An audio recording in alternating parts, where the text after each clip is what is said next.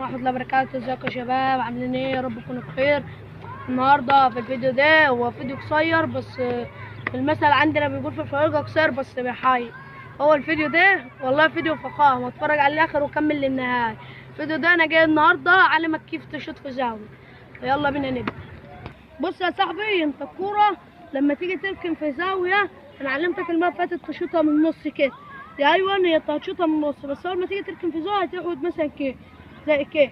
يعني انا عرفتك برضه تجري وتثبت مثلا دي على الزاوية دي كده، تقعدها شوية كده وتيجي جايب دي كده. فبص هتبتدي تتحرك هنا وتخش في الزاوية دي. اقول لهم الزاوية يا احمد، الزاوية دي كده، هتخش في الزاوية. تعالى بقى نجرب كده. بص ايوه، بص تجري كده ايوه.